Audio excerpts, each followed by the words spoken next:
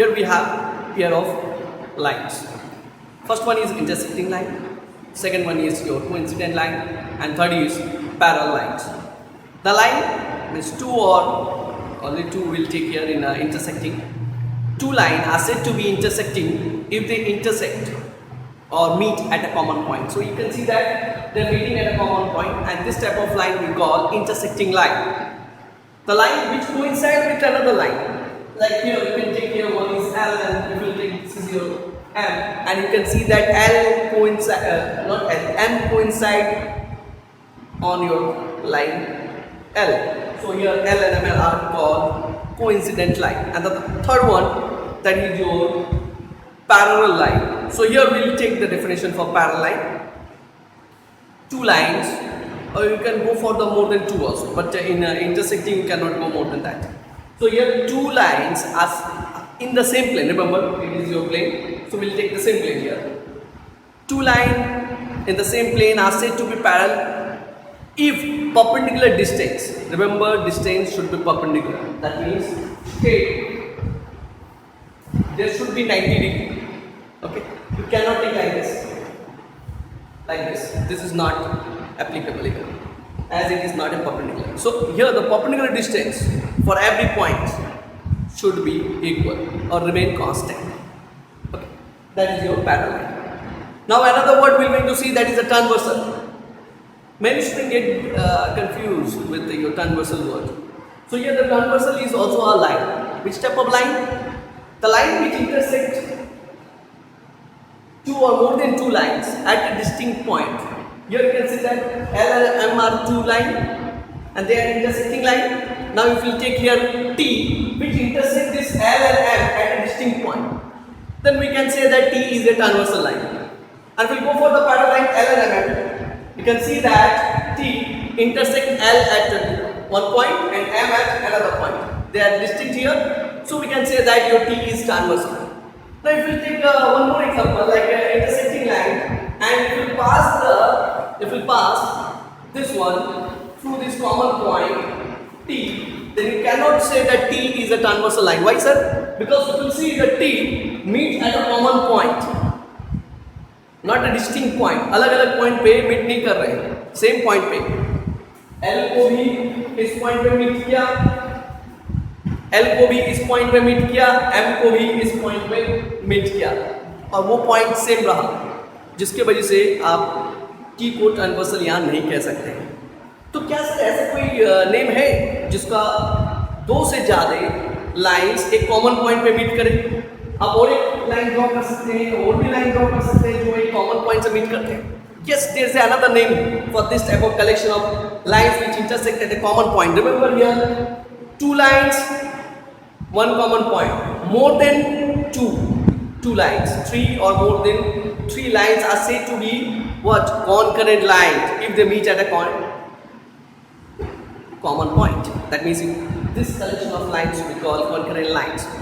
Right now we will enter into your which part? That is parallel line and transversal. This is very much important.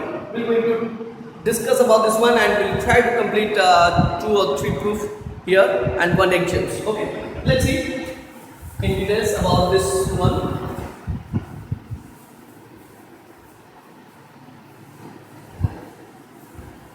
So take parallel line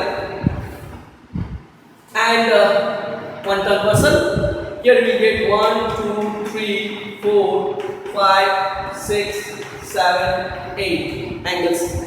And now we are going to see some name like a corresponding angle.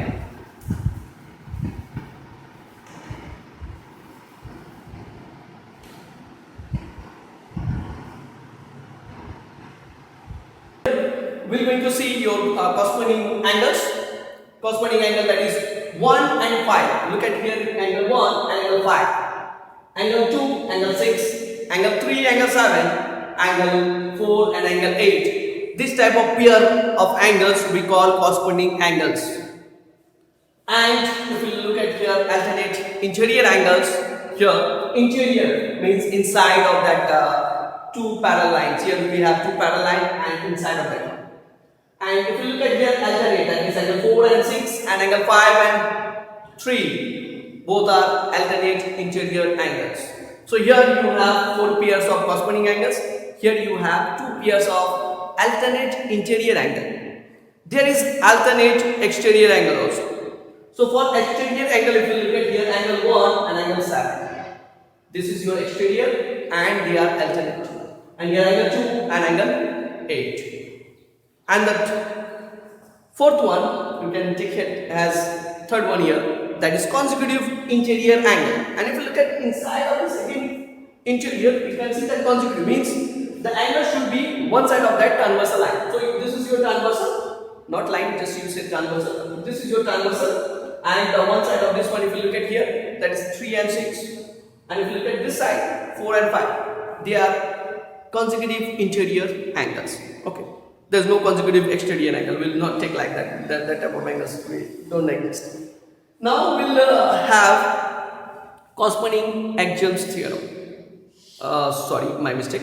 Corresponding angles axioms, not theorem. Only axioms.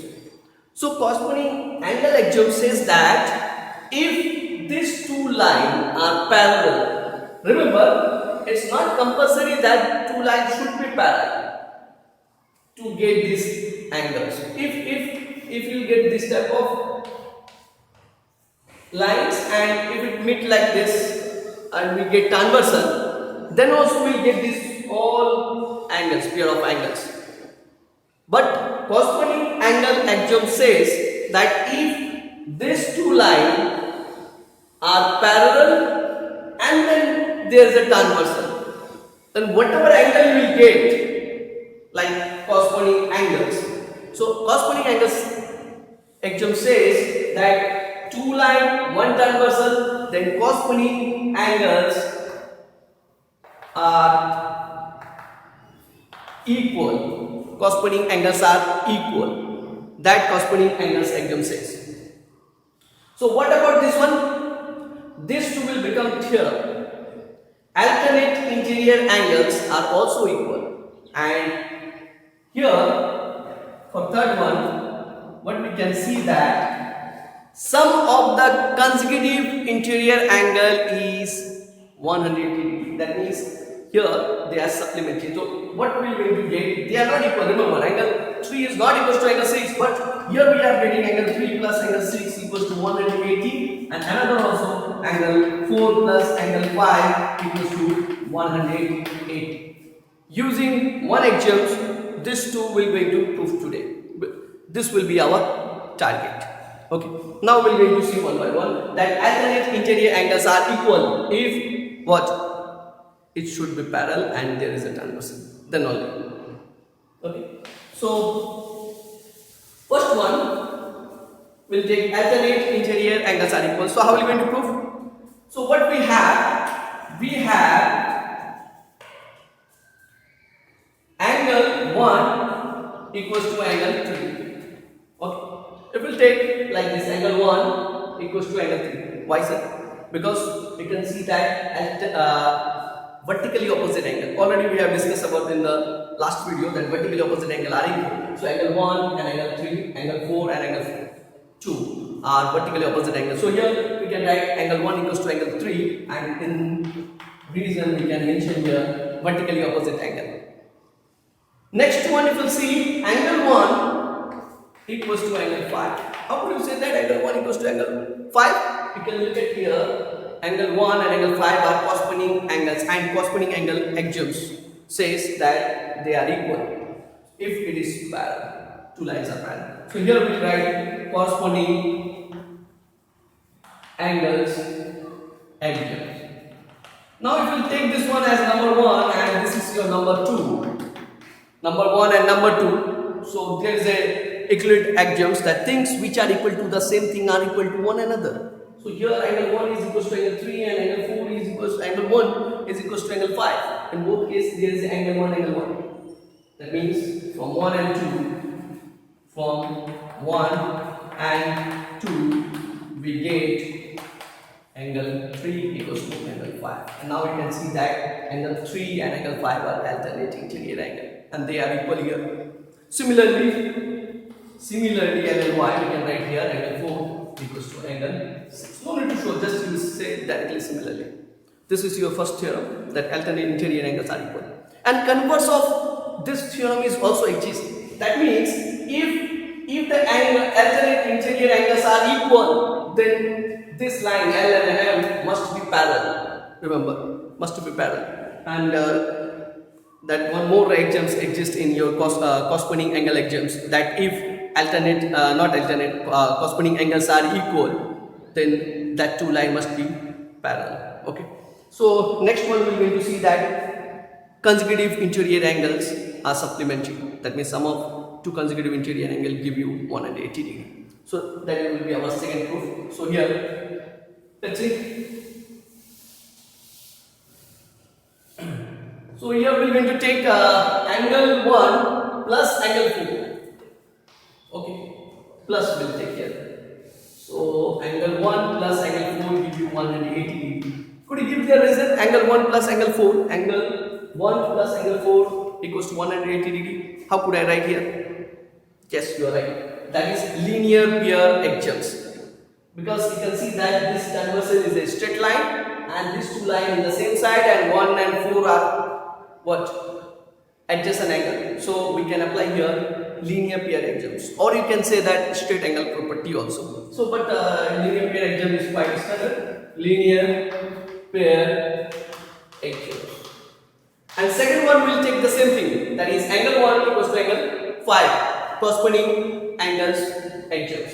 So this is your first one and this is your second one, and from 1 and 2 again you can see that, but not things which are equal to the same thing will not take like this line this time. Now we'll substitute the value of 1, angle 1. So if you'll see here, angle 1 equals to 5 and here angle 1 is there. So we'll take this angle this side. Okay. So now from 1 and 2 we get what we get. We can see here that angle 5 plus angle 4 equals to 180 degree. And if you look at here, angle 4 plus angle 5 are co-interior. That means your co-interior angle also you can say, or consecutive interior angle. And this gives you 180 degree. That is our target. And similarly we can write here, that is angle 3 plus angle 6 equals to 180 degree. And we say that good. So I hope it is clear to all of you. In the next video we will meet again.